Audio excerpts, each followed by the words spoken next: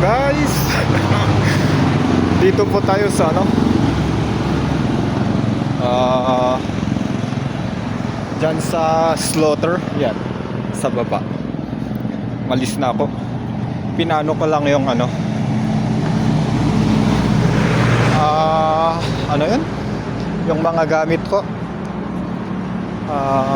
Inimpaki ko na, tas pinasabay ko na sa kina mama at kina kuya, kasi ewan ko kung kailan sila pumunta dito sa Baguio, kasi doon pa sa Luacan sila pumunta eh. May namatay kasi doon.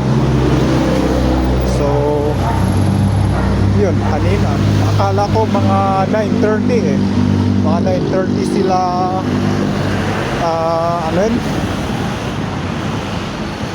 pupunta dito sa slaughter.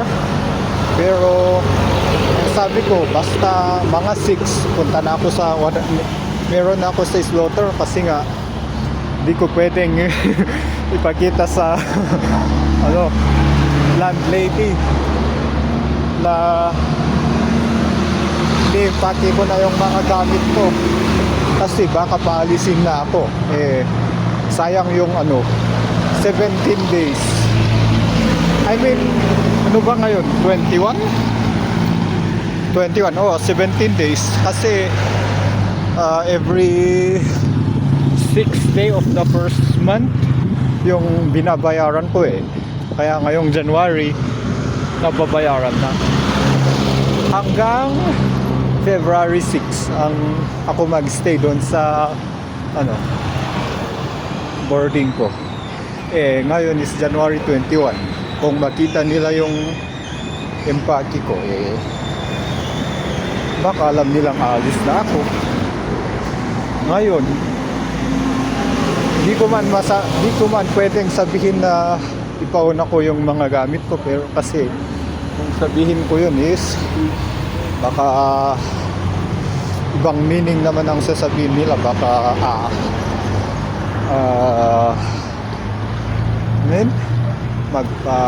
baka nag-ano lang ako, gumagawa lang na ako ng story, baka para makaalis. Although all goods naman, pero kasi binabayaran ko na advance na ako ng payment sa boarding saka sa tubig at ilaw. Ewan ko lang, try ko kung aalis ako doon is try ko na try ko muna na sabihin sa kanila kung may babayaran pa ako, kasi ang alam ko wala na eh, kasi naka-advance na lahat.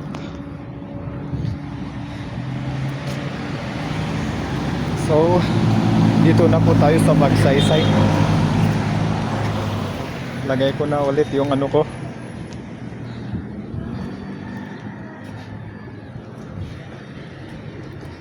lagay ko na ulit yung face mask ko.